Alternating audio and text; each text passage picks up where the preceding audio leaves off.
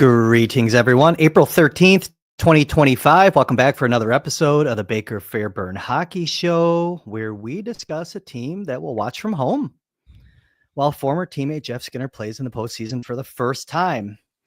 I'm your host, Kris Baker, as always, here with my co-host, Matthew Fairburn, Sabres writer for The Athletic. You can find all of Matthew's work at theathletic.com/Sabres. The Athletic, if you haven't heard, it's an excellent site. You can get in-depth articles, comprehensive coverage of your favorite sports and teams. There's likely a current deal to get a subscription going just in time for the end of hockey season. And Matthew will have a flurry, I'm sure. I don't want to write checks and you can't cash, Matthew Fairburn, but I'm sure you're going to have a flurry of articles coming here once the season closes, because we will have a flurry of activity here on the Baker Fairburn Hockey Show. So as people trickle in, if you could please like this video on your way in, subscribe to the Sabres Prospects YouTube channel, hit the notification bell so you know when Matthew and I go live. You can find the Baker Fairburn Hockey Show wherever you get your podcast. And if you could please leave a 5-star review. This is going out on Twitter tonight. If you're watching on X, Twitter's great. Help me build a brand, but come on over to the YouTube channel. Do all that stuff I just asked you to do. Join the chat. Chat's usually hopping. You can agree and disagree with our lovely community, and I see they are already disagreeing on some things already. So come on over if you're watching on Twitter. All right, tonight on the Baker Fairburn Hockey Show, we will continue our discussion that we had last week on the up and down play of Ukko-Pekka Luukkonen, and I wanted to have the soundbite, Matthew, and I didn't have it. We're going to talk about the problem with the Sabres' newfound toughness. We're going to also get into Owen Power's important offseason, and kind of tied to that, an interesting stat on Jacob Bryson, as well as we're going to get into some futures talk as the Amerks prepare for their AHL playoff run. So tonight, Matthew, Sabres fall in Tampa 7-4. Cooley, Clifton, Tuck, Lafferty get the goals. Dahlin adds a pair of assists to his season collection. James Reimer back in net tonight, allowed 7 goals on 31 shots. Not a lot that I have to say about the game other than Jack Quinn made a nice play. Any thoughts on tonight's game or the recent trip before we kind of get into what we want to talk about tonight on the show? No, other than, they, I think, put a damper on some of the good buzz they had going into the road trip. They were 1 win away from getting Lindy Ruff to 900. They had a little win streak going. James Reimer had the longest win streak of his career. They had won, 10 of 13, I think, heading into this trip. And then they lose 3 straight on their final road trip of the year, when they've talked about the road being a place they need to play better and something they were working on. And Lindy doesn't get 900, so now they only got 2 cracks at it here against the Leafs and against the Flyers. And Lindy says it doesn't mean much to him, but I got to think, it's something to hang their hat on at the end of the season. So, yeah, it was a ugly game in Tampa. A few turnovers that were just egregious, odd man rushes all over the place. It didn't look like they had either didn't have the energy or didn't have, they didn't dig deep, put it that way. They got a few goals at the end of the first, and then the Lightning ran them out of the building. So we'll spin it forward and look ahead, because it appears as if the Sabres might already be doing the same. Yeah, I think you're right on that. A couple guys, I don't want to say the team checked out or anything like that, but look, it's been a long season, 80 down, 2 more to go. And then Thursday, I think it is, we get to take this team into the woods, the season into the woods, and finish it. And then we'll move on to the good stuff. But so I gave you the rundown. And before we get into all that, I just wanted to kind of throw out a random kind of little icebreaker to kind of get things moving tonight. I texted you earlier this week, but we should probably talk about it here. Just out of the blue, NHL trophy season will be coming up. Not a lot of opportunity for the Sabres players to be talked about for, the Norris or the Selke. But I do think there are 2 players here that should be getting their due in the voting. I don't think they'll win by any means, but just a random question to kick us off, and I want to hear what the chat has to say too. I think we know who will finish higher in their respective trophy, but who, in your opinion, should finish higher in league trophy voting? Dahlin for the Norris or Alex Tuch for the Selke? Because I think there's a compelling case here for Tuck. And I don't think that maybe we've seen his name thrown out there, league wide in consideration for that trophy. But what's your take on who should finish higher in the voting for those respective trophies? I think it's Alex Tuck. I think it's. I don't know if I don't know if I'm supposed to say who I will or won't vote for, but I just got the ballot the other day, and Tuck has crossed my mind for Selke, and I have a feeling there's going to be more deserving Norris candidates than Dahlin. Dahlin's had a great year, and I think if he were healthy all year, probably finds his way in there, and on reputation, maybe gets a bump. But Alex Tuck's resume for Selke is stronger, and he's played every single game. I think you've got the numbers in front of you, maybe on the block shots and the takeaway. I mean, he's leading I know he leads all forwards in the NHL in block shots, and he's right up there in takeaways. He leads the NHL in shorthanded goals. He has 35 goals now on the season. The fact that he's stayed healthy the entire year, the Sabres have 55% of the goals when he's on the ice at 5-on-5. I mean, he is a really solid two-way player, one of the best two-way players in the NHL. The fact that the Sabres are as bad as they are, and the fact that Tuck doesn't play center might hurt him league-wide, just where people's eyes go on these awards. But more than deserving, and I think if those numbers are highlighted, the takeaways, the block shots, the shorthanded goals, then he should get some votes. Yeah, and I think the reason that I just wanted to throw it out there was, again, I don't think that Tuck gets talked about like he should, given the season he's had. To your point, coming into today, I haven't updated it, but coming into today, he was leading with 108 block shots, leading all forwards, 6 shorthanded goals, leads all forwards, shorthanded points, 8 total shorthanded points as well, obviously buoyed by the 6 goals. And he was second in takeaways with 45 amongst all NHL forwards. And he plays a lot, 19 minutes and 19 seconds of time on ice, again, coming into tonight. That's in the top 50 amongst forwards in the NHL. So I just wanted to kind of throw it out there because I've seen some other articles written by, reputable media members, and no one's mentioning them. They'll mention 5-6 guys and no one's throwing his name out there. And obviously I'm biased because I watch the Sabres more than any other NHL team, but he's having a really, really good year. And I hope that people are noticing, and I like to see him in that top 5. I think that'd be a really good thing, I think, for him, and a nice reward given that he stayed healthy, because I've never been down on Tuck as a player, but he's definitely really won me over even more, his importance to the team. Like last year in locker cleanout, I didn't like how I felt like he was just parroting the general manager, and I just questioned maybe the true authentic leadership. I've really seen it from him. I wanted to come clean on that and, really kind of bang the drum, I think, for him to get some votes. So I agree for with his you. contract negotiation. It'd be great for his contract negotiation. Absolutely. Not that he needs any leverage. Let's face it. I mean, he's in a pretty strong bargaining position, I would say, when July 1st comes around. So that would help. Being a top 5 Selke guy would certainly help. So we saw Reimer play tonight.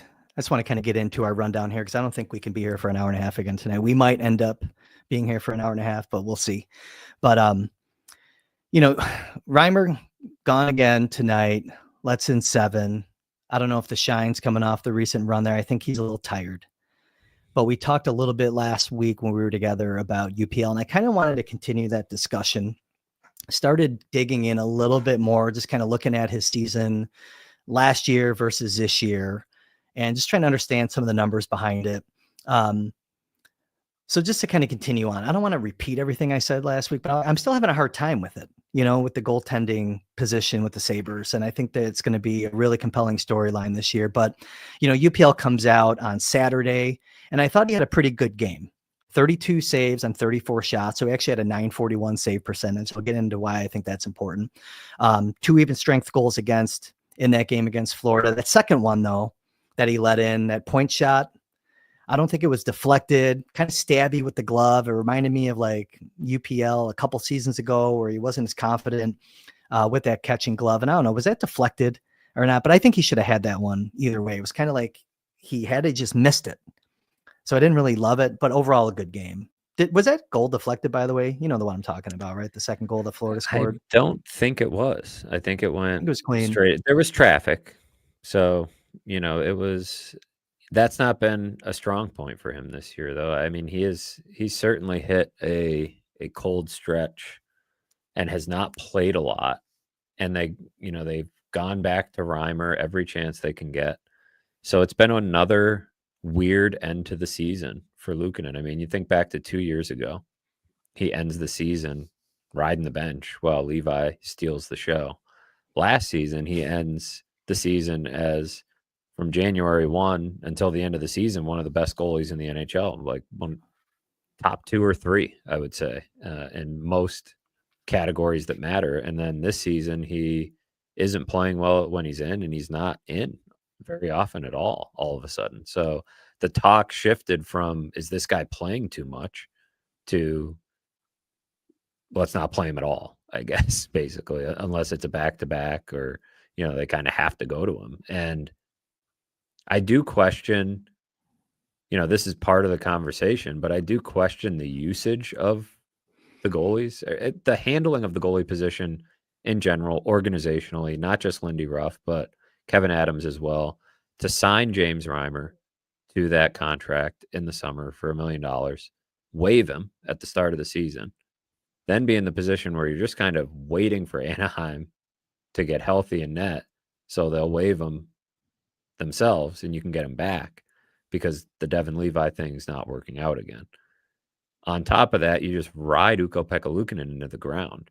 And Reimer wasn't great early in the season when he played, but he had some moments that if you had maybe allowed him to get more of a rhythm, he could have been more of a 1B.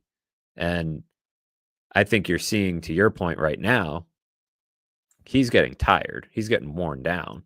And the focus is a little off. The movements aren't as sharp. And hence, the goals are going in. But had he gotten more of a look early in the season, more time to get into rhythm, is Luukkonen more fresh in the second half of the season? I mean, you had a goalie that you knew hadn't really seen this type of workload over the course of a full season before, and still chose to ride him into the ground. And, that's leaving aside the mishandling, again, really, of Devin Levi and the plan all along with Reimer. And I mean, there's been just a series of missteps at the goaltending position year after year. And now they're in a spot where you could say organizationally, you look at the organizational depth chart and most teams would take it, right?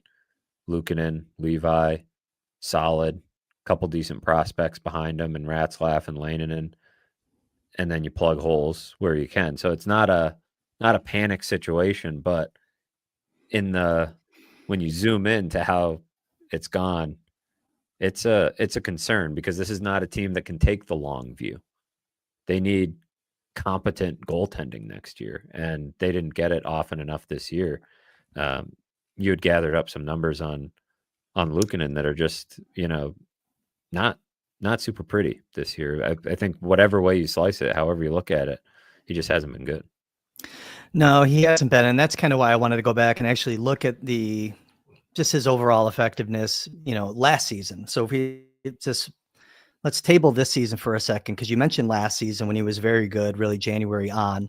And in 2023-24, he netted out to a .910 save percentage and 51 starts. So he had similar workload ultimately is what he's had this season to date. In terms of, so Rob Volman, who wrote Hockey Abstract, he has a stat that he likes to use called quality start. And that's when you have a start with a save percentage that's greater than league average for the year. Or if you face less than 20 shots, I think the save percentage has to be like 885 or something like that. Luukkonen, in those 51 starts last season, had a 66.7 quality start percentage. So that was 34 of his 51 starts. He was better than league average save percentage in those games. That was tied with Sorokin for 5th in the league. So he was very good last year. In terms of what bad start, we would say a bad start would be anything with a sub 850 save percentage. He had just six efforts last season that were above an 850 save percentage, 6 of 51 starts. So then you come into this season and he goes from a 910 save percentage down to an 886. That was after having a 941 save percentage in yesterday's game against Florida. He had 66.7 quality, 66.7% quality starts a season ago. This year, just 48.1% of his starts have been deemed quality starts. The league average is around 53%. So he's below league average. Obviously, I think we know that with the eye test, but we're seeing it now. So it's 26 of his 54 starts have been quality starts this year. He's tied with UC Saros for 20th in the league. Saros had a similar workload, ironically, to Luukkonen. So I thought that kind of made sense to point that out.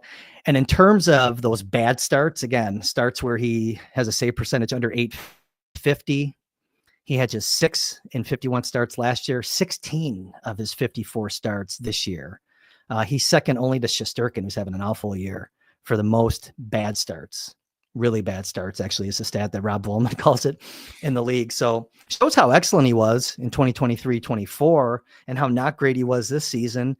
And I struggle with it still because I think that with him, I want to believe that the real Luukkonen is somewhere in between.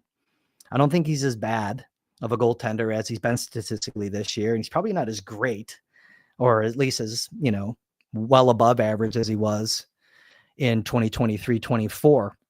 The one thing I wanted to look at, though, was how did he perform in that 13-game winless skid in late fall? Started with the Minnesota game, went through, I think, they got off the Schneid against the Islanders, I think right before Christmas, right? Now, keep in mind, Dahlin missed a good chunk of that rough patch, but Luukkonen played in 9 of those games. He was pulled in the last 2 of those 9 starts that he had, by the way. So this wheel started to come off during that stretch. His save percentage in those 9 appearances that he had during that 13-game winless skid, 864. 864. His average save percentage in those games was 846. Really bad.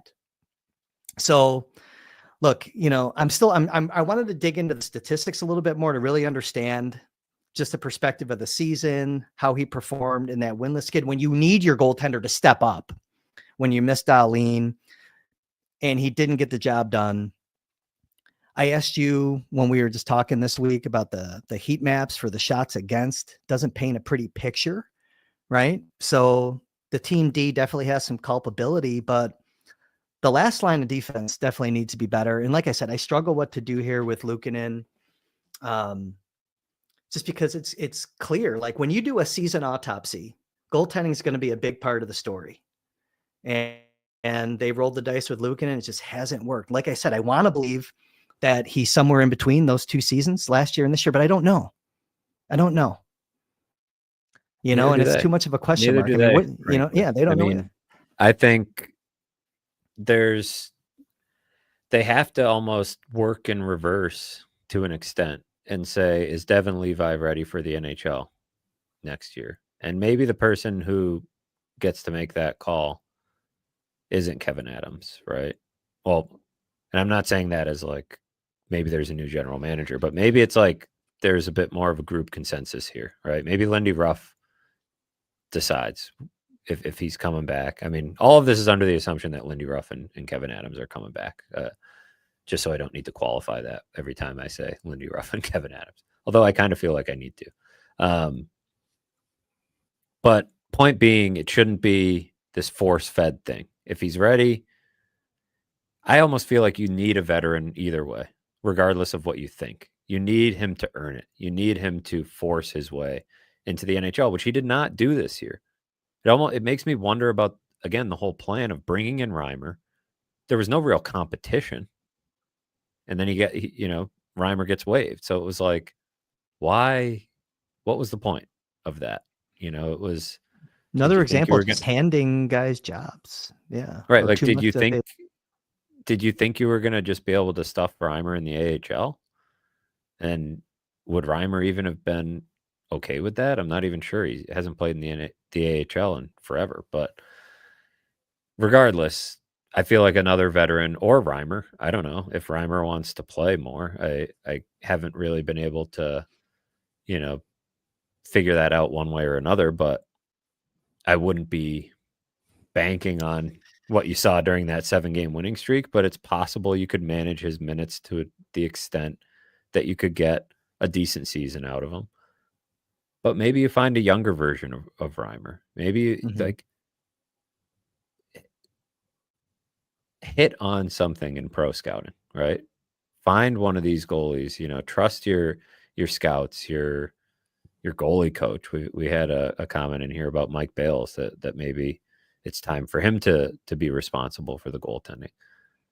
But find somebody that can be quality and make Levi push that person out of the lineup. And hopefully that's somebody that can push Luukkonen too. And don't make it so cut and dry that Luukkonen has to be this 50-plus start guy until he shows that he can handle it. And there needs to be better handling of the position in general. Next season there was a lot of times where it felt obvious to give Luukkonen a night off, and then he didn't get one. And same, to an extent, goes for Reimer. Right? He was on the win streak, so you have to keep going to him. But they need a better plan. And I don't think, it's funny because a few weeks ago we sort of dipped our toe into this conversation talking about Luukkonen and Levi being, I had mentioned that I thought it was a little bit risky. Now it's like it almost seems like you can't do that the way Luukkonen has played. We'll see how Levi finishes the season, I guess, but you're risking quite a bit there. And you could end up in a situation like Calgary, right, where Wolf has had an incredible season as a young guy, and they were sort of knocking on the door of the playoffs, but hoping you get that out of Levi without having a solid fallback option is tough. And Wolf played more in the AHL than Levi has to this point. So there's still that. And Levi does not need waivers either. So that's not part of the conversation. But it does feel like a lot of this starts in net in some ways. It's a smaller decision because it's really, one player that you would bring in, but could change a lot. Could change the course of, is Ottawa a playoff team without Linus Ullmark? We're not talking about bringing in that level of goalie here, but it can change your season. And I think it could have stopped the bleeding for the Sabres at some point. And it didn't. And during that winless streak, they had gotten Reimer back. Yes? I think. They got him back. Yeah. Shortly after Thanksgiving, maybe? I think so. Yeah, I think so. Reimer was in for a couple of those games because because Gibson was out. Yeah, because they lost. Like Gibson was, the appendix that he had was like right at the beginning of the season, and that was a 2-month deal. Yeah, Reimer's first start for the Sabres was in San Jose on November 23rd. And that's right before Thanksgiving. Yeah, so they probably claimed him a little bit before that, and he just had. They were in playoff position, around then. That was a great game that he played in San Jose. Because the streak started right when Reimer got back. I didn't realize the timing of that. Maybe it's his fault. Yeah, should have checked. But to your point, like I was looking at the free agent goalie crop and just trying to see, because I do think that they need a steady veteran hand to partner with UPL. That's kind of what I was saying last week, but I'm still thinking through what my official position is on this. Not wanting to just totally give up on UPL, but the position it needs to get better. And I'm not sure I see any clear answers in UFA. Like Jake Allen's there. He makes $385 right now, having a decent year. 0.7, I think goals saved above expected is pretty good. Per 60. Frederik Andersen, are you going to look at a guy like that who's got the resume? Oft injured, had the blood clot issue. I think he had knee surgery. Like, you're looking at a guy like that. You got big game Dave Rich out in LA. These are goalies that play for good teams. Ilya Samsonov. Someone mentioned, Dan Vladar in the chat. Anton Forsberg, right? It's like Vanacek, Like when you look at Billy this, like Huso, who was a James hot name Reimer a might be few. one of the more attractive options, Matt. And it's like, but Yeah, we just saw him, like, but here's the thing though, we just saw him play a lot and look tired and not as crisp and a little sloppy. And if Luukkonen's not somewhere between last year and this year, you're going to need Reimer to play again. You're going to be in the same spot, right? So like, I don't know, but like, so here's the thing, right? Is there a trade partner? Is there a team? And we don't have to get into it now. I think this is what we're going to talk about this offseason, but who is this year's Boston that might have an extra goaltender? I know the chat probably has ideas. I think there's like one or two. They're not at the level of having that Swayman Allmark log jam that you already referenced. But to your point, it did work for Ottawa. They go out and get a goaltender. They get very competent in the crease and good things happen. They're in the playoffs. So we'll tackle that this offseason. But man, it's just, I'm with you though. It's like this whole thing where it has to be UPL's team. I can't subscribe to that. You know, not like he anymore. needs to be That was pushed. something. No. That was something I brought up. That seemed to line up with when Levi got sent down. He started playing better, but it's tough to discount the kick in the pants he got from Levi being here at all, right? And him threatening. And yeah, maybe once he got down, it was just coincidental that Luukkonen got into a bit of a rhythm. And, but I'm with you. Look, if it hurts your feelings to be pushed, that just look at your bank account. Like, you got the $4.75 million salary for the next 4 years. Like, he at this point has not earned the right to have a clear path to 50 something starts next year. It's got to be more of an even split, and they need somebody capable of doing that. And maybe that means that occasionally you do have 3 goalies on the roster because you're shuttling Levi a little bit more back and forth next year. Yeah. I think it was pretty important the last couple of years that when he went down, he was down, right? Like the last few months really getting into a rhythm with that Rochester team. I think next year, if you have to bring him back and forth a little bit, sort of ease his transition, I think that's okay. And if he steals the job, great. And you got to waive somebody, cool. No big deal. That happens all the time around the league. But make him earn it, and make Luukkonen earn the starts. Make it a little bit more of a back and forth, and find somebody who can legitimately push him. Reimer maybe could have been that, and I don't know that. I feel like they missed an opportunity to find that out early in the season, because I'm looking at his game logs right now to find out when that first start was. He played on the 23rd against San Jose, had that great game, like stole a win in San Jose. Yeah. Knew the sight lines. It was a good way for him to start. Didn't get into another game for a week. November 30th. Then he played December 9th. Then December 17th. Then he played a few in a row. But I think that's because Luukkonen got pulled. Luukkonen got pulled twice. And then I think because the 21st was the game against Boston, Reimer played that one. Yep, he played that one. The two before that were relief appearances where Luukkonen was pulled. So he played the 21st of December. Then he played January 4th, January 25th, February 4th, February 27th, and then March 3rd, and then March 20th. Like, these are massive gaps between games. Yeah. And so, again, the handling of the position is a problem. It needs to be reevaluated. And I think it was Soupy that had the comment about Mike Bales. Like, to his point, yeah, here it was. When does Bales take any blame for the goaltending? Lindy Ruff's making, the decision on most of the time, who's starting in net. He's consulting Mike Bales, though, and at some point you need to have a better feel for how to get a little bit, better balance going. And when clearly Luukkonen didn't have it this year, and that maybe, Reimer could have been an answer. Maybe he could have been an answer early in the season too, when you were struggling to find your way, but you waived him because you needed to make room for Levi. So, yeah, that needs to seriously be reevaluated this season, and they need to find a Reimer-like guy. And Reimer will spend all of next season as a 37-year-old until next March when he turns 38.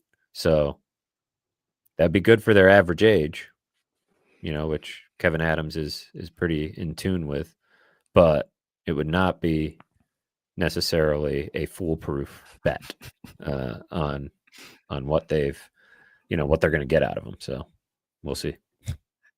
Yeah, that's kind of a cheesy way to build up your average age for a guy that you're playing every 2.5, 3 weeks. No, I hear you. No, listen, I want to beat the dead horse on Luukkonen thing. We're going to be talking about a lot this offseason, but I just kind of wanted to go there again because I'm still trying to figure it out. And it's not like Luukkonen should get one more game this week, right? Maybe you probably just alternate them, give them what they got, Toronto next and then Philly they end with. It's not the other way around, right? It's Toronto and then Philly. Toronto right? and then Philly. So Tuesday, Thursday. Yeah. You could, like I said, I don't know. This could be the last few games of Reimer's career. And if he has indicated that to them, I don't know, does he get Toronto? His old club, Or does he get the final game of the season, kind of a, they can win one for the Gipper type of thing? I don't know. Yeah.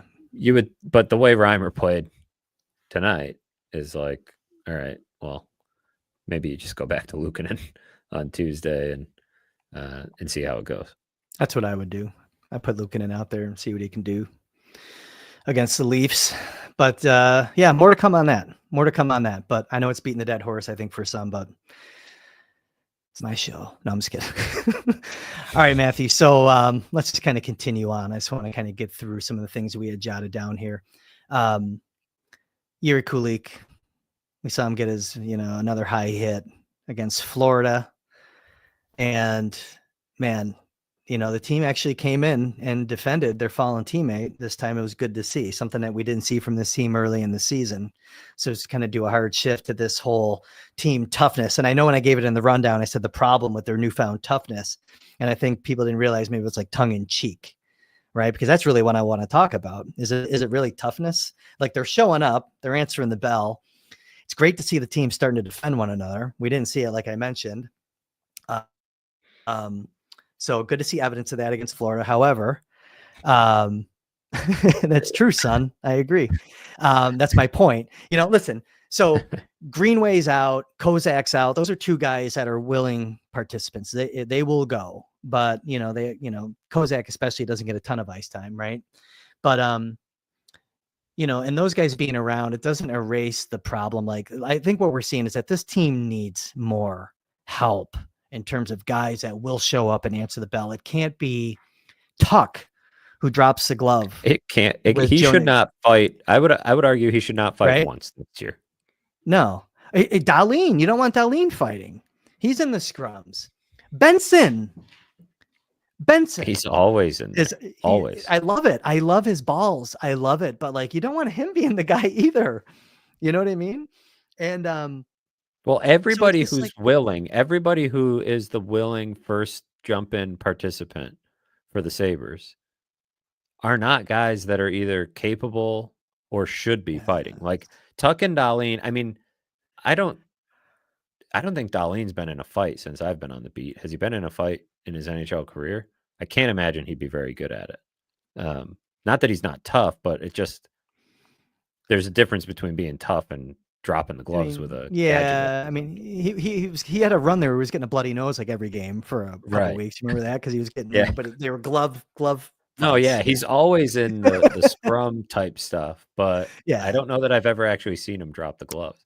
So maybe he's got it in him, but either way, you don't want Rasmus Dahlin fighting. He's not a super big guy, and he is by far maybe not by far, but he's your best player and probably your most important one. Tage Thompson can and has fought. He's not great at it, but he's a big dude and he can he'll go. He can handle it. Again, you don't another guy that you don't want though. You don't want him breaking his hand in a fight. Like Alex Tuck has answered the bell every single time this year, except for apparently when it almost seemed like he wasn't allowed to in the Nason one. I don't really know what happened there, but he did lay a big hit a couple shifts later like he did. They were trying to protect the lead. But JJ Peterka went down in Prague. Tuck answered the bell. Bryson took a hard hit not that long ago. Tuck fought, and then he fought on Saturday night. And as he was fighting, I just thought, like, this can't happen anymore. Like, it just can't fall on Tuck.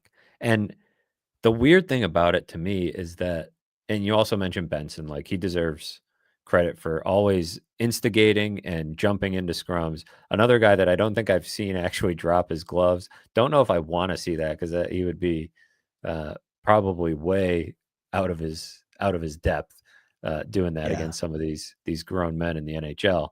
But with Tuck, it's like, I get it that he's willing to do it and that he's a leader and that he is tough and can handle himself in a fight, but he's not winning these fights, right? He got out of there safely against Gadjevich, which is important, but I don't think Gadjevich got done fighting him and said, boy, I better not take any more liberties, And it's not even about scaring the other team or anything like that. It's just going along with that is going to be a tougher play style, a play style with an edge. You're going to emotionally be more involved in a game. It almost felt like, I was texting you during the game last night, that the Panthers were like kind of waking themselves up for the playoffs, right? For the playoffs. A little bit of a dirty hit here, a little bit of a post whistle scrum here, just kind of get, shake the cobwebs off and get ready for playoff time, because they know every night's going to be that come playoff time. The Sabres aren't really capable of playing that way, because they don't have enough guys that do it. And the guys that were brought in, Beck Mallenstein and Connor Clifton, you could throw him in that bucket. Sam Lafferty. Clifton will set the tone with hits once in a while. Seen less of it, I feel like, as his time here has gone on. Lately, especially, definitely less lately. It feels like for a stretch there, he was really trying to be a tone setter with the physicality. But as far as like these moments where it's, oh, a dirty hit just happened, that guy's going to have to answer it. It's not Mallenstein, it's not Lafferty, and it's not Clifton. And those are your guys that are like fourth line, checkers, in Clifton's case, bottom pair. That's what if you're going to have some of those guys, that's a nice tool to have, is the ability to stand up in these situations. So it's unfair to Tuck, frankly, that it falls on him. And Krebs, right? Krebs is another one who will absolutely do it in any scenario. But again, he's not. Nobody on another team is like, I can't take a cheap shot tonight because I'll have to fight Peyton Krebs. And that's no offense to Peyton Krebs. He's just not a big guy, and he's not fantastic at fighting. He punches above his weight at times, but Greenway's the one. And he had been stepping up, and I think chipping in that regard. But you need just same thing we talked about this time last year. You need some assholes. You need some alphas. You need some guys that are going to drag you into it. Guys that are going to instigate. Guys that are going to start all of this. That's how you put a team like maybe not Florida, because they're like the alpha dogs of the league, but it's how you put teams on their heels, is start some of this stuff. And you never really see that from the Sabres. It's felt reactionary, and I don't want to say totally manufactured, but they're really like psyching themselves up to do it, right? At least they made progress. Kulik goes down yesterday. There was a pack. There was a pack mentality of answering. It was a bunch of guys that don't know really how to answer ultimately, but at least they're answering. But to your point, we talked about it last year. We saw the embedded. They're talking about culture and fit. And we talked about it last year. Kevin Adams came out and said that he wanted to reshape his bottom six to have an identity, right? And he goes out and he gets Lafferty, 2 years, $2 million. Contract's probably not movable, by the way. Obey Kubel's already gone. I've liked what I've seen from Beck Mallenstein, or as they like to say, Beck Mallenstein. And I still think it was a failed mission. And so let's talk about so all these good teams, though, they have what you described, those people that initiate, those guys that stir it up, whether it's Keegan Kolesar out in Vegas, they want a cup. plays a role. He can chip an offense too. It was a bummer, man, when he re-signed with them. He got an extension. He would have been great, But let me throw it at you like this, okay? So Bill Zito, he's got the blueprint. We talked about it last year because you were hot on Ryan Lomberg. I like Lomberg also. These guys are affordable, by the way. They're affordable. They play hard. Now, Lomberg's not really big, but what did Lomberg go for? $2 million cap hit, right? Kiefer Sherwood went for 1.5. Hard hitting, right? Hard hitting guy, leads the league in hits in terms of forwards. Brandon Duhaime was out there. He fights, goes to Washington, 1.85. But you go back to that Bill Zito blueprint, and they had all these guys. They were interchangeable in the bottom of the lineup. Lomberg wasn't always playing. The Lamborghini had to sit and park in the garage while they were playing games in the playoffs last year if they got posted. But they had like Nick Cousins, that puke, right? But Gadjevich, 6'3", 211, $775K. These guys are affordable. AJ Greer, 6'3", 209, $800K. We're going to be talking about it again this year in the offseason. Like, how do you miss like the blueprint? How do you not, like they missed? It was a failed mission, I think it's safe to say, reshaping or trying to create an identity. They made progress, but they failed the mission. So I don't know if it's free agency. I don't know if it's trades, Matt, but it's like, they're showing up, they're making progress, but still not good enough, clearly. And some of it needs to be beyond the guys at the bottom of your lineup too. Mm-hmm. I think what I saw from Jordan Greenway in this department was probably the most promising.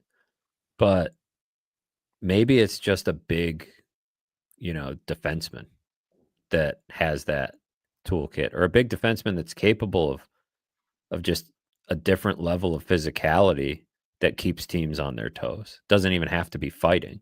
So, I think Clinton brings up a good point here in the chat that, I'm trying to find his initial comment because he's commented a few others. Isn't it a fallacy that the Sabres are bad because they're soft? Are the Oilers fighting? The Panthers for 2 years rolled over half the league with that same play style. I think there's a point to be made there, right? That some of the best teams in the league are the best teams in the league because they're the most skilled teams. And, they have, the best players, right? I would say that in the Sabres case, the difference for me is that regardless of, whether or not that's true, right? That you don't need to be tough necessarily to go deep into the playoffs. Other teams around the league, it was pretty clear to me this season, and I think you could probably go back to a couple seasons ago because Kevin Adams was talking about it and Kyle Okposo was talking about it. Teams push them around and take liberties with them. And part of why they do it, I think, is not just because they don't think the Sabres will push back, which in a lot of cases is true, but I think they do it. You don't do that a bunch to the Leafs. Why? Because you're going to get scored on the power play, right? Like the Sabres aren't scaring you there either because they have one of the worst power plays in the NHL. So on your way to becoming that team, you need to insulate your lineup with some of this. And, Florida is the team to beat in a lot of ways, right? Like Tampa has team toughness for sure. I think, some of these other teams like that are being thrown out there, like Colorado, Dallas, Edmonton, you could probably make an argument that they might be lacking a little bit, but there's something that is making you respect that team. And when there's nothing that makes you respect an opponent and you can push them around, that's a bad combination, I think, for the Sabres. Clinton also pointed out that, Dahlin is 6'3", so he's not a big guy, but I think my point was more he's kind of a wiry 6'3". He's not like your big bruiser of a defenseman. But I think it's a good point by Clinton, and I think it's a worthy discussion point of how much, you don't want to overemphasize it. You don't want to plug Ryan Reeves onto your third line, but right. I think you just need it throughout, and it needs to come from the top. I think what makes it so effective for Florida is that it's not just Gadjevich and Lomberg last year. It's Kachuk. Sam Bennett. Like Sam Bennett probably solves this problem. Sam Bennett and a good defenseman in your top four that's physical probably solves the whole problem. Yeah, It's cool. that easy. Well, yeah, right. Like one or two guys. Yeah. And then, Tuck is RFA, Tuck's like your fifth or sixth toughest player. Instead, he basically your toughest, right? Like the thing that makes me emphasize and want to keep talking about it is that it looks rehearsed. It doesn't look natural when the Sabres do answer the bell. It took Josh Dunn coming up to like show that they had toughness in the organization, a free agent signing that they made this year, who's like a farmhand in Rochester. And they haven't really drafted guys that play that way. Komarov has a little bit of that bite as a defenseman. Like it's hit and miss. They have a couple guys coming up in the system, but no real natural fear factor initiator. And it's just, it was really bumming me out when I was like, man, if Gadjevich decides that he's not done with Tuck and he's going to keep running around, then who is the guy that steps up? There's no one there. You haven't seen it from your bigger physical guys. Samuelson, to your point, he's kind of like Darlene. Have we seen him drop the gloves? No. Even in a fight earlier this season, kept his gloves on. Bernard Docker, they had to tell him to take his gloves off when he was getting in that fight with Dewar, right? The opponent's like, yo, take your gloves off, right? So it's just like, it's concerning. We're going to keep talking about it, but I don't need to see, Benson out there being the guy. I really don't. So I don't know. You need him. It was funny though, and I love it. I love it, but I don't need it. Yeah. You need somebody to come clean it up for him. Yeah, right. Exactly. Yeah. He should be the one stirring it up, but he is not physically equipped at this stage in his career. It would have been something to see him and Marchand drop the gloves last night, but I think Benson's gloves did come off, right? But it was almost like Marchand was holding his little brother. Did you ever do it to like your little nephew? Like just hold his like arms behind his back, and I was waiting for Marchand to be like, "Why are you hitting yourself? Why are you hitting yourself?" Right. And like start smacking Benson in the face with his own hands. Yeah, just kind of frustrating. It's still a hard-nosed game, and they've missed it with drafting. They missed it with free agency. So we're going to be talking about it. All right. What are we at? Oh, wow. 47 minutes in. We're going to keep going here. We got a couple more things you want to get to. Hit that like button if you haven't already. I like the likes. Hey, Matthew, can you do me a favor? I'm going to take myself off screen for 1 second. Do you have anything in the chat that you want to address real quick? And I'll be right back. I just have to do something real quick. I apologize. Let's see. What do we got here in the chat? What do I have starred? I've got Clinton starred here. I think let's jump into Owen Power because Kris can pick up this conversation when he's back in here. Owen Power left the game against the Panthers. The replay did not look great. Looked like a knee injury, and Lindy Ruff's latest update was that he would be out a little while, but that they wouldn't know everything until they got back with the doctors. A little while, to me, could mean a lot of different things in Lindy speak. So I'm not going to read too much into exactly what he's saying there. But looking at the replay, there's certainly a fear of worst case scenario. It's just kind of hard to tell. It could be, simple hyperextension, could be a sprain, could be worse. We don't exactly know, but it does play a big role. It changes the conversation that we were planning to have about Owen Power, which was, how do you find him the right partner and what does he need to do this off season?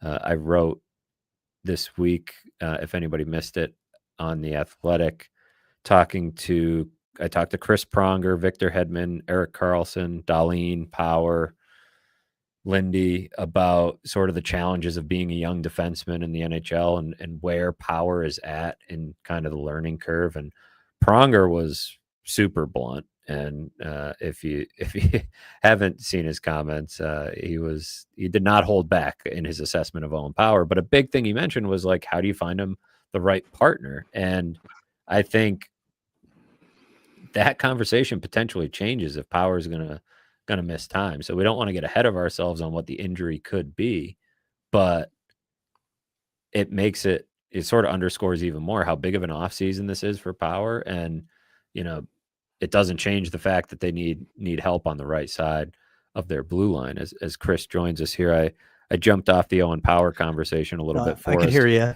I kept Recap my the ear up there. injury and kind of, set the table for what's to come this offseason. But it's certainly not, whatever the injury is, we'll see.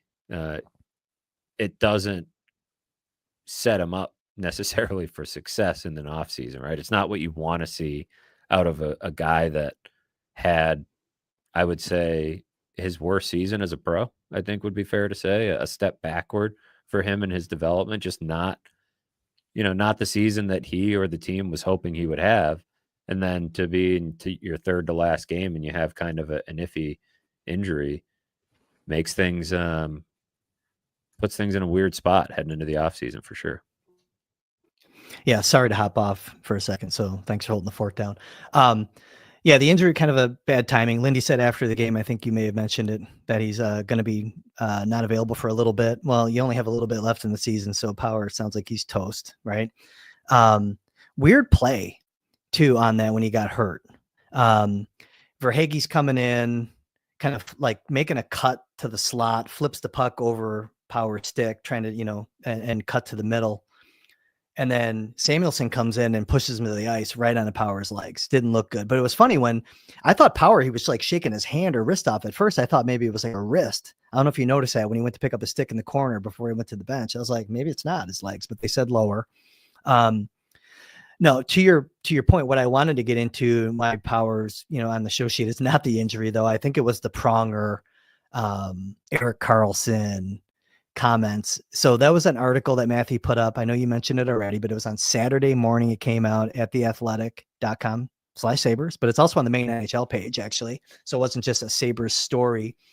Interesting that Pronger was basically saying there was a point there where he was like, they shouldn't make him what he isn't, right? Just up his compete level. And I thought that was really important because a lot of fans are saying, you got to go out and hit, or, like people want him to be more mean. He just doesn't have it in him. And Pronger's seen him when he was playing for the Chicago Steel, right? I think he mentioned to you. He's got a long view of watching this player, and and Pronger knows when a guy has it or doesn't. And that was my takeaway. But how do you get him to compete? And it's an important distinction between physicality and compete. And it was something that he really wanted to underscore, is like the net front stuff. That's not physicality. That's just compete. And he's like, I don't know what needs to happen for this kid. And he mentioned seeing him in his rookie year and seeing a little bit different look in his eye. He was actually sitting right up on the glass when the Sabres were in St. Louis. So he just, like the way he was communicating with teammates, how he was engaged in the game. He's like, he saw a little something, even though it's not like rookie year Power was Kris Pronger. But, I think there's, then he sees him this year and he's like, there's a bit of a deer in the headlights thing going on in some of these games where he's just not engaged competitively the way you would want him to be. And I think that's where a lot of Sabres fans fall on it, frankly, is that you don't need to lay huge hits, but you can't be a free pass in front of the net either. And there's definitely a balance there. But the point about not turning him into something that he's incapable of doing, right? Like the physicality part of it is important to underscore, because there is a lot of good to Owen Power, as we've brought up before, as we've kind of debated back and forth where he, how his season's gone and where he fits into the future. You don't want to, overlook all that for the sake of, pulling him out of his game. And the other thing Pronger mentioned, I think this ended up in the article, but I can't remember. Pronger and I talked for a long time, so a lot of what he said didn't end up in the story, but he's like, it's ridiculous the amount of people, all these kids coming out of junior. It's like, oh, this guy's the next Kris Pronger. He's like, just like I was the next Larry Robinson. He's like, it's not, he's like, the game isn't even played that way anymore. So like, why are we talking about the next Kris Pronger? Like, it's ridiculous. He's like, I haven't played in many years. Like, there's not Kris Prongers like in the game, not that many of them anymore. So that was another thing too. But I think most Sabres fans that are critical of Power get a lot of that, I think. I think they were probably nodding their head and saying, yeah, like, I don't need him to be Scott Stevens. Like, I just need him to push people around in front of the net a little bit. And haven't seen it nearly enough this year.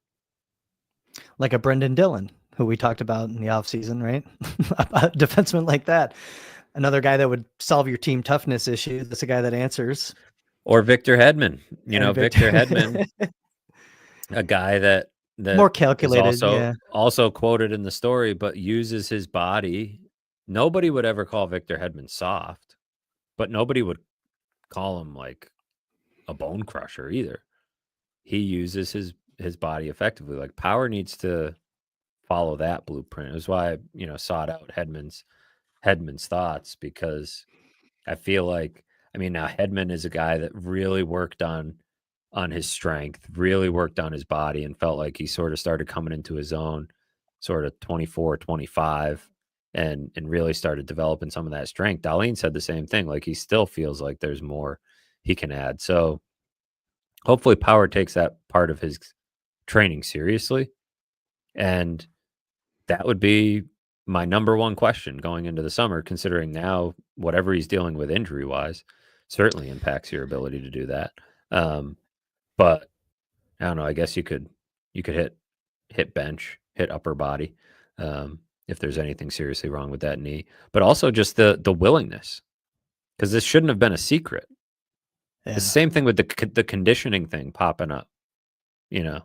At time, I think it was in the embedded, right, that the conditioning that was brought up at some point, and it's like, yep, like conditioning, like that would drive me nuts. If I were a fan listening to that, like conditioning, like you've got one job, like, like what are you doing all summer? And so like with Power, it's like strength. Some of that just needs time, right? Like you need your body to, naturally kind of reach that point where you develop more muscle, but there's work that goes into it too. And so I don't know what Power has done the last couple of summers to get himself ready and to put more weight on, because he's a big dude. Like, he has a huge frame to put on muscle mass. And, he's now a guy that's making over $8 million a year. Like, where was he at on that? And had, again, and it's not that he shouldn't have been in the NHL right away, but when you're handed everything right away, you're handed up, come on into the NHL. Here's your $8 million a year. Here's, like, what do you expect, right? Yeah. Human nature. Got to make these guys earn some of this stuff. Can't buy muscle, and you can't buy your way out of being criticized either, with that $8 million. Neil Kennington, on the point about developing his man strength, I kind of like this comment. He says, Power has needed to go see a strength and conditioning coach for the last 3 summers.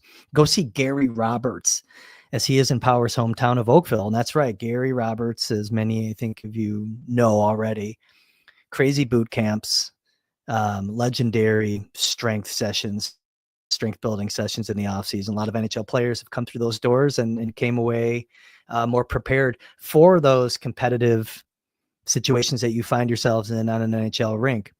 I don't know what Power does. I don't know if he spends more of his time around Michigan and Ann Arbor, usually in the offseason. I'm not sure, but I like the comment there, and it's a good thought, especially, given the proximity. It certainly makes sense for that. So no, I thought it was a great article, Matthew. What was it like talking to Carlson, by the way? He was really interesting. I only caught him for about 5 minutes after the game, when they played the Penguins recently, because they had an optional morning skate, and Carlson took the option. I was hoping to get either him or Letang, because they were both in the league, pretty young.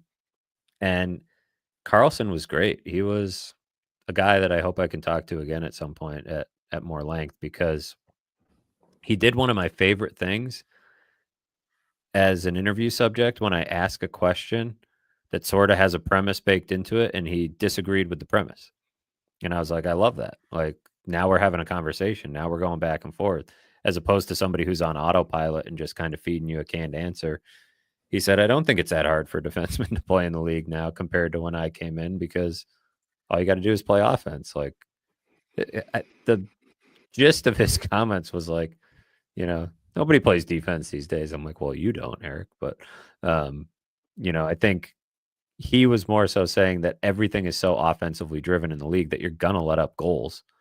And because it's so offensively driven, you're seeing, I mean, look at, Lane Hudson in Montreal, right? It's like you can impact the game right away because it's so offensively tilted. But he's like, yeah, the defense part does take time to learn.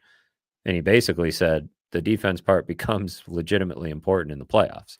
And, it goes back to being that kind of defensive minded game, which I found to be interesting. The Sabres don't really have the luxury of letting Owen Power wait until the playoffs to flip the switch on playing defense, right?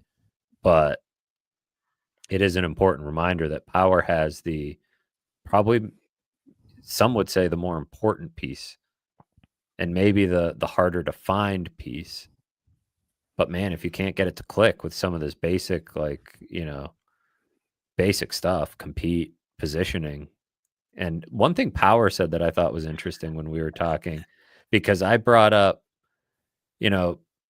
people that I've talked to around the team bring up his hockey IQ all the time. That's where I was going. Thank you for bringing that up. I thought that his comments were really interesting. One of the smartest guys, hockey IQ wise on the team.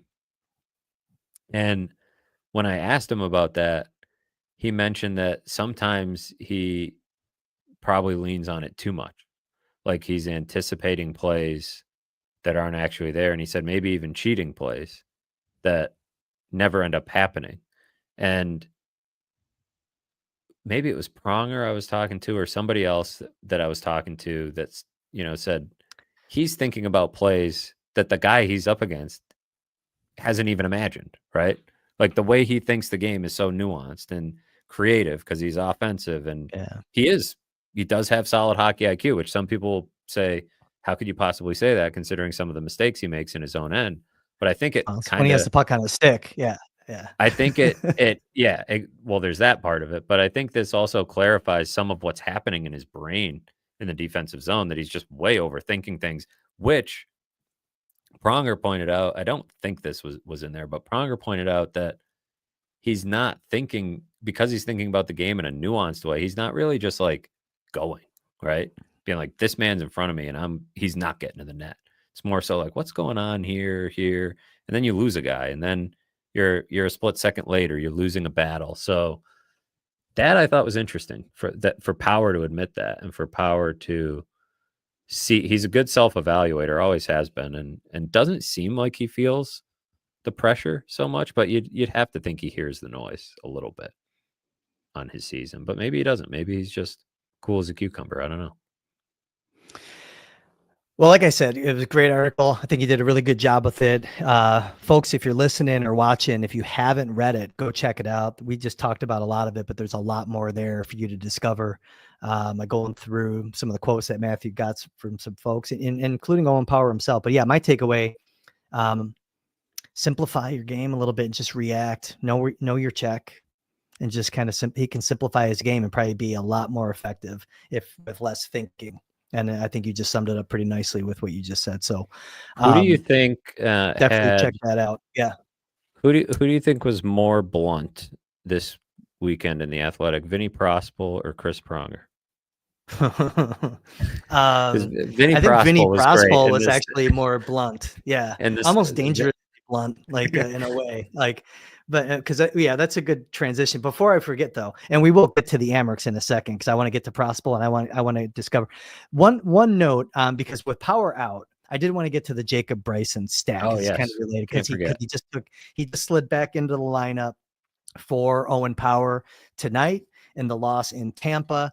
And we talked about it last week, right? Or even the week before that. It was like Jacob Bryson re-signs with the Sabres back on March 20th. And we were wondering, like, why, right? Like, what's the story here? Like, what's the rush, And so I just want to kind of look at, okay, how have they used Bryson since then? And how has the team done? So just wanted to share some stats. Since the Sabres inked Jacob Bryson to his contract extension on March 20th, the Sabres have gone 8-5-1. since Bryson was re-signed. So little kick in the ass that he gave the team apparently with this new contract that Jacob Bryson has. They have a 6-3 record against teams that are going to be in the playoffs, by the way. So 8-5-1, 6-3 against teams that are going to be playing in the postseason. Bryson's only played in 4 of those 14 games though. So they re-signed the guy and then he's been basically healthy scratched for 10 of the next 14 games he was eligible to play. And in those 4 games that Bryson has played in, the Sabres are 0-4. So they're winning more, but when they use Bryson, they're 0-4. They lost to Utah the night that he signed the contract. They lost at Minnesota. They lost at Philly. They lost on the road today in Tampa Bay. They've been outscored 23-11 in those 4 games that Bryson's played. So again, it begs the question, why did they sign him when they signed him, when they got all these other bigger ticket, bigger fish? So much business to do. So much business to do. And I can't remember when we were talking, or maybe it was on the show where it's like, when we're talking about off-season priorities, it's like, well, you start with number 2 because they took care of number 1. Right? Clearly, number 1 priority was getting Bryson under contract. It is puzzling. I mean, and it's a footnote, but also not, because it's a question worth asking after the season, and it's a roster spot, right? Like, I don't know. He'll probably go down to Rochester at some point next season, you would hope, if the defense depth demands it, right? That they bring in some other guys. But it's another lefty. And so what, you've got 5 lefties. I don't know. Yeah. It's puzzling, frankly. Yeah. Bringing him back is one thing. If it was like July 9th, things hadn't gone as planned in free agency, you needed one more body as an 8th, that's one thing. But to sort of put that building block in place before you've even gotten to any of your other offseason business just kind of boggles the mind here. And he's making $900K. I think that's his number. I remember like those other names that we talked about. Gadjevich makes less. Right. AJ Greer makes less. These are guys that could actually impact the game maybe in a different way than Bryson does. But, I just want to throw it out there. Hey, they sign him. The team's winning, but they're not winning when he's in the lineup. It's a head scratcher. But all right, yeah. So you already kind of went to the last part that we want to get to tonight. We're over an hour in. Thanks everyone for hopping in. I want to just end tonight's show by talking a little bit about the Amerks, because they are heading to the playoffs. And Matthew is down there. We talked about it a little bit last week, some of it, but we didn't get in full because I don't think your piece was out at the time that we did our show last week.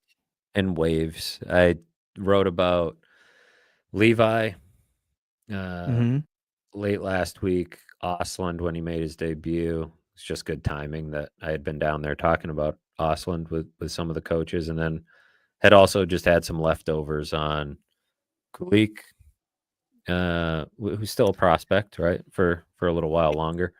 Yeah.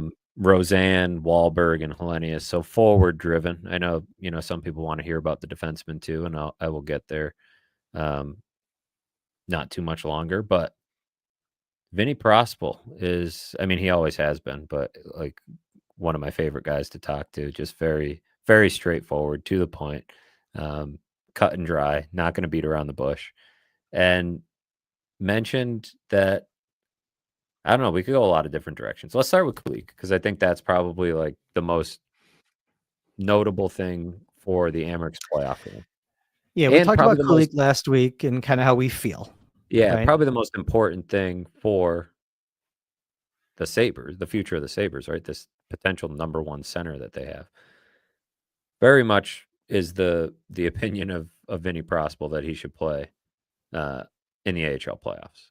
Basically, he's got all of his career to play in the Worlds and playing in exhibitions against Germany and Slovakia when he could be playing the pressure of the AHL playoffs. Doesn't make a lot of sense. And he thinks he'll be on the Olympic team in February anyways. So pretty easy sell, I think, for Kulik. And we'll see. I don't know how that conversation is going to go. Like you said, it should just be probably a blunt, hey, Yuri, this is what's happening. Like, can I ask a question real quick, though? Did Vinny really say that he has all of his career to play in the Worlds? Did he say that? Because, like, you don't want... Well, no, yeah, you don't want, but he basically said something to play internationally, right? He has play in the plenty Olympics. he has plenty of time, he's got plenty of time for all of that. And that's when I, brought up, I was like, he'll probably be on the Olympic team. He's like, he'll definitely be on the Olympic team. Yeah. Because he knows what the type of guy he is and the type of summer he's going to have and all that. So I think that's pretty big if that happens for the Amherst, if they're going to go on a deep run. I found probably most interesting his comments on, I would say, the attitude or maybe the work ethic or the approach of Hellenius and Wahlberg. And Wahlberg, And yeah. and even Roseanne, but the Roseanne to me was more something we can all see, right? He was just saying he needs more assertiveness in his game. Like he needs to take charge more when he's on the ice as far as being a driver. But I think we can all see that when he gets to the NHL that he's kind of just blending in to the background and not really impacting the game. The Wahlberg and Hellenius stuff, I was appreciative of because it gives you a peek into the coaching process and the development process with a reminder that Hellenius is 18. He comes over as a highly drafted kid, and Prospel said it took him some time to take to the coaching, that he needed to sort of realize that his way was not going to be the easiest way to get things done. And I think what Mike Leone mentioned was that a lot of these guys come over and they measure themselves on points and they're trying to figure out the best way to score. And, when it's not always happening, maybe they're questioning what's going on. And Leone really is, trying to hammer into all these guys that it's going to start with details. It's going to start with checking. It's going to start with, doing all those things right. Like that's why Tyson Kozak went up. That's why Yuri Kulik, frankly, has stayed, is because of his detail away from the puck. And I think it's I don't know. I didn't dive too deep into the comment section on that article. I don't know the reaction. I didn't come away from it saying, oh man, Hellenius and Wahlberg are in trouble, because he mentioned at the beginning of the year he thought Wahlberg was a little bit lazy, which Yuri Kulik called himself lazy at one point. Like I think being, having some lazy habits at some point does not mean that somebody won't pan out when you're talking about teenagers. But I sort of walked away thinking, okay, these guys are kind of waking up to the fact, and they're doing it on a winner, right? They're seeing that there are team results that happen when you start playing a certain way and you start embracing it. For Wahlberg, it sounds like Osland has been just a godsend. Like he just is, those two are sort of attached at the hip, and Osland is the ultimate leader, ultimate lead by example, really, because his work ethic is second to none down there. And, Wahlberg has kind of just picked up on some of his habits. And Hellenius, I think it just took him some time to realize maybe that he wasn't going to walk in and kind of know it all right away, right? That there were some things he had to learn. And I think Kulik probably had a little bit of that to him too. When, remember he got drafted and he's like, I'm going to play in the NHL. That's my goal. And it's like, well, no, you got some things to learn. So natural part of the process for all these guys, but I appreciated kind of getting a real look at, how it all unfolds over the course of a year. And Prospel is always honest. And I think he's an asset, for them down there, because he's just real blunt with these guys. Like, I mean, if he's saying this stuff to me, what do you think he's saying to them? And I think some guys really need to hear that, especially at that age, to kind of understand what pro coaching is going to be about. I was kind of surprised at the nature of the comments, honestly, like the bluntness to your I think that's kind of what you're saying. I mean, he's a great quote, no doubt about it. And I do think he's definitely probably a little more hard ass. Like he probably has a good balance. Like he's probably communicates well. He's got the best interest in mind, but he's definitely, he's probably got a good balance to him, but he probably rides those guys hard. And I think that especially when they're young and they're like 18 and 19 in the AHL, which is a different beast. We're not used to seeing a lot of these guys. It became a thing recently with the Sabres where they have these younger guys in there from Europe coming over and playing. And it probably does change a little bit of the coaching dynamic when you have these really young players in the AHL playing professional hockey here. But it's kind of funny though. So watching Wahlberg, and by the way, all these guys played professionally. And we talked about it, it's to their benefit when they play, whether it's, Neuchav played professionally with Yekaterinburg, and Novikov played 2 years in the KHL with Moscow Dynamo. You think that they're prepared more for coming over and playing. And we mentioned it, like it eased their transition. Hellenius played pro. Aslan had a couple years of pro. Like these guys. So, but it's funny, like they don't all come over and they're not all plug and play.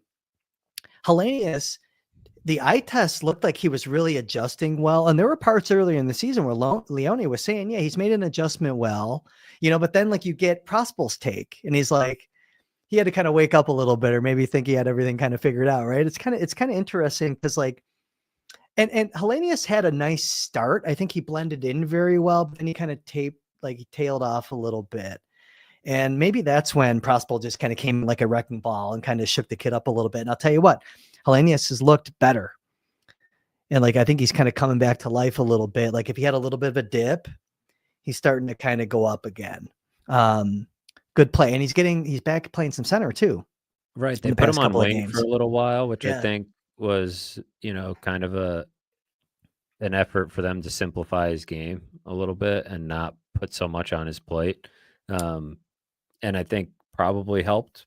Maybe it woke him up too a little bit. And Prospel mentioned with Wahlberg that it was the World Juniors that like the light went on when he came back. He said Wahlberg was like a completely different guy when he got back, and the way he played and the way he was approaching everything. So maybe there's all these little, I mean, as you know, there's all these little tent poles in a guy's development, right? When they're so young that, you're going to have these eye-opening experiences at different times and the light bulb will come on at different times for every player. So especially with Wahlberg and even Hellenius, it's like there's so much runway in front of them that I came away thinking this was all great. Like these guys were getting coached hard, and that, who among us doesn't have, at 18 years old, didn't have some lazy moments or tendencies that kind of needed to be, either coached or, just experience kind of got them out of your system. So I think it was good stuff.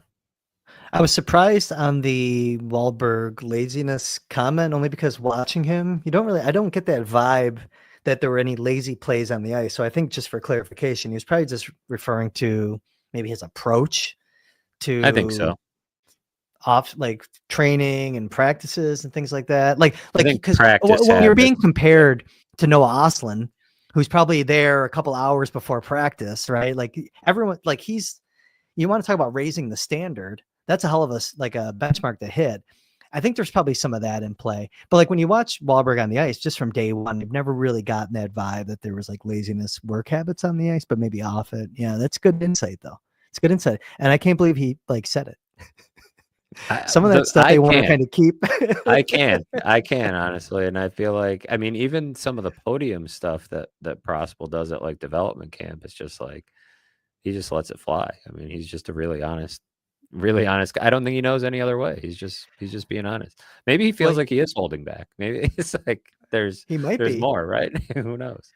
I don't think it's any coincidence though that Yuri Kulik comes in the prospect challenge and said that he was lazy. Where do you think he got that idea from? Exactly. Yeah. Right. Also, I think Yuri Kulik's season should be, sort of case in point. Like, okay, like they might be onto something with Prospel, right? Like, I think in particular that relationship was definitely beneficial for Kulik. Somebody from his country that was hard on him, and he admitted that he did not think that Kulik was going to have this type of season. And so he's been really pleasantly surprised, as I think a lot of people have, at how quickly he has taken, to the role.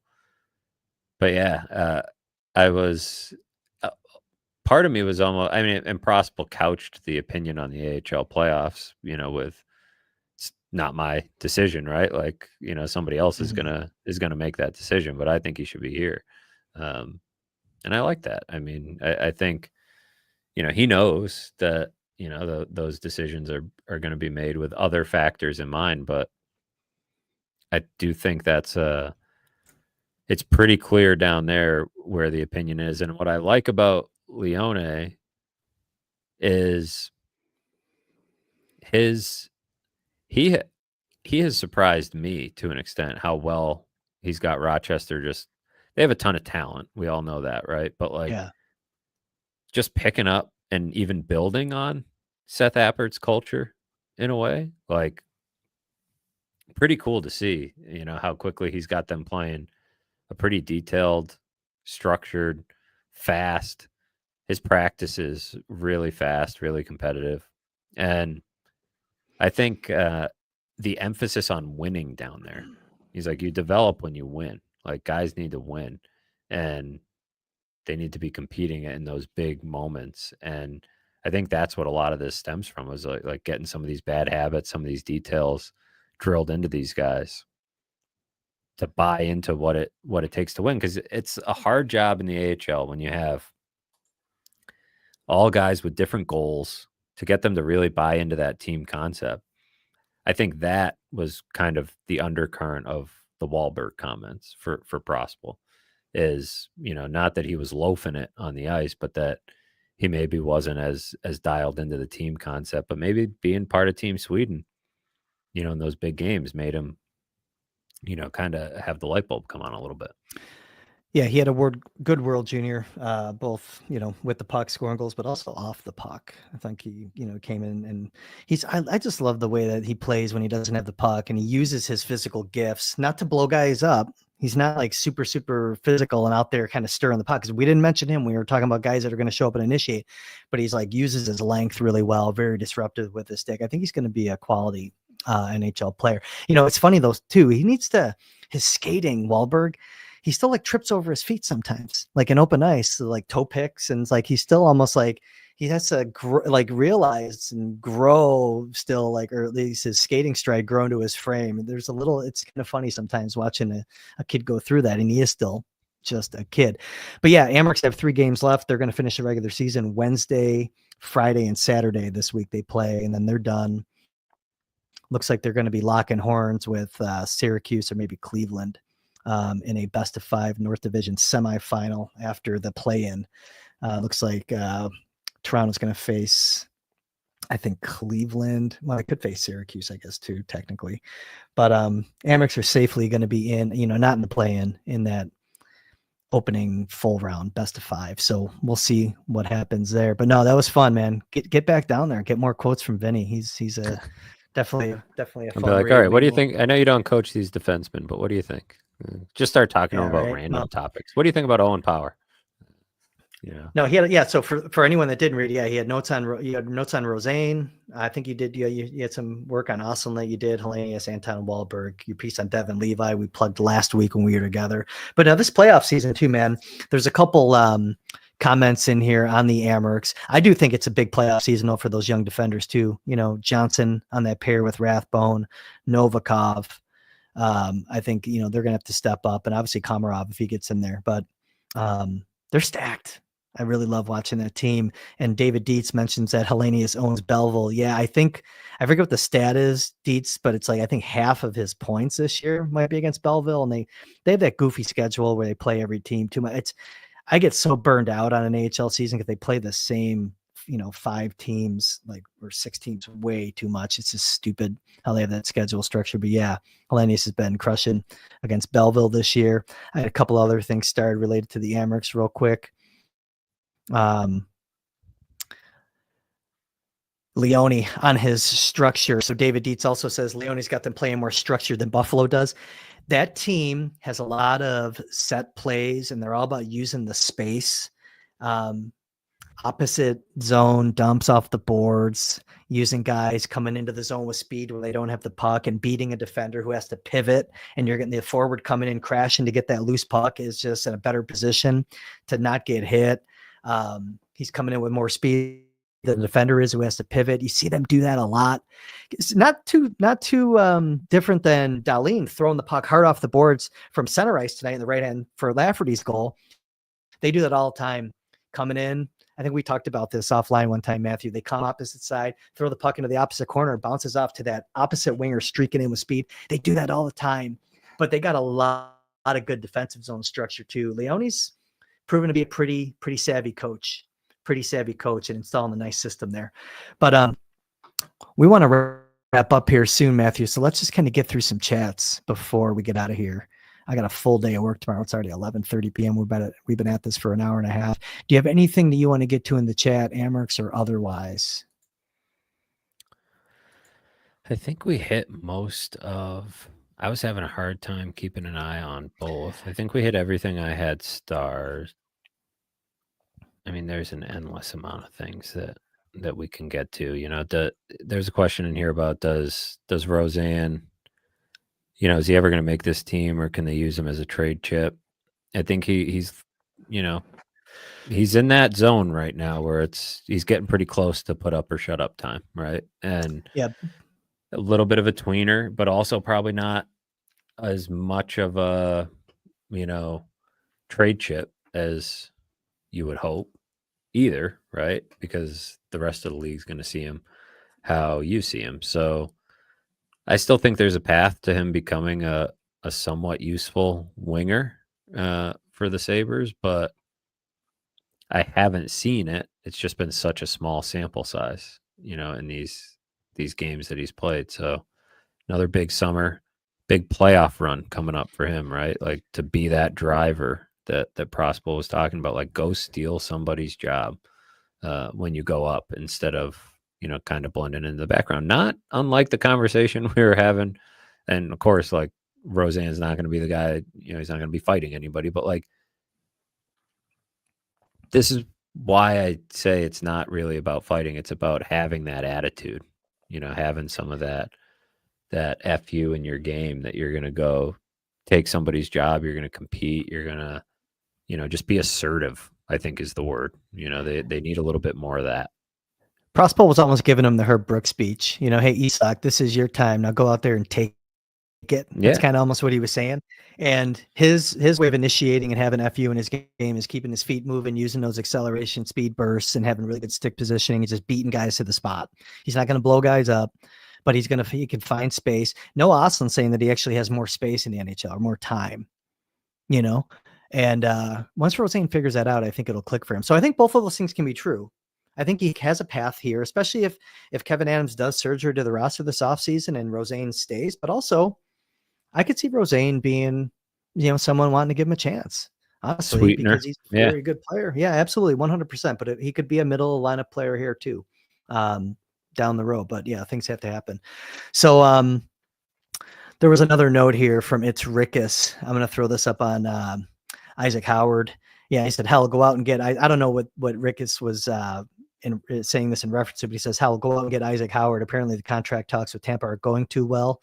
LOL. And Rickus says, I know he would never choose Buffalo. So Isaac Howard, forward for Michigan State, former National Team Development Program, won the Hobie Baker, was going to leave Michigan State, but couldn't come to terms with Tampa. But I don't think there's like acrimony there. I think he's fine.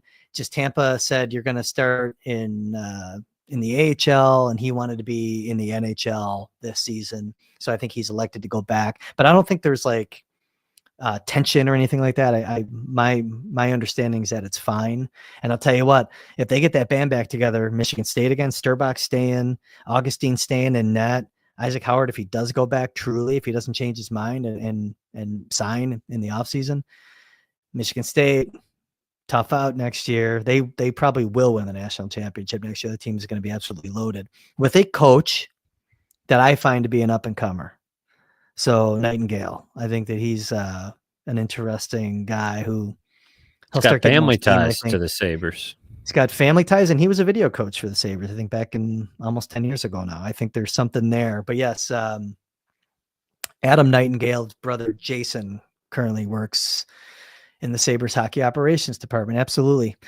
I think that's it. If we want to get out of here, Matthew, I think, I don't want to force feed anything else. I probably had some other things started, but man, we went long. We had a lot on the show sheet, and we are over an hour and a half in. So I think, or we're approaching an hour and a half in. I think that's it. Matthew, let's take us out of here. If you want to do your plugs, I think everyone knows where to find you, but tell them anyways. Yeah, you can find me on any social media platform, mostly at Matthew Fairburn. And you can find me, the best place to find me, theathletic.com/Sabres, and right here as often as we can. Definitely the best places to find me. One last chat to throw up. Kenny Joel's Pop Song Piano says, shout out to Rory. Hell of a Masters Yeah, finish today. no doubt. Pretty cool. Great theater. Got into that playoff, and I kind of wanted it to be Justin Rose time. Just because I'm an old man. He's an old man. 44 is not an old man, but I mean, relative to the field, I was hoping for a Justin Rose, and I thought he hit a good shot there, but Rory came inside him. Did him one better. He did him. Yeah, he certainly did. He definitely did. And it was those two. It was sort of like a win-win to me. It was like, all right, one of these guys, both guys that I find somewhat easy to root for, and it was certainly high drama, good theater. Probably pulled some ratings away from the Sabres game. You think? Pulled mine away. I was watching. I was flipping back and forth, but definitely with 1.5 eyes on the Masters until it finished up. But no, good way to start major season for the PGA. Well, that's not a PGA event technically, I think, right? But needless to say, no, exciting golf today. So I'll be watching those highlights as I crash in bed. I'll do my plugs real quick. You know where to find me. You can find me on Twitter at Sabres Prospects. You can also find me at this part of the desk tomorrow, hating my life when I go back to work. For Matthew Fairburn, for the production crew, who was also rooting for Justin Rose today, but they came up short. I'm Kris Baker. Thanks everyone for hopping in here. Like this video on the way out if you haven't already, and we'll see you again very soon. 2 more games left. See ya.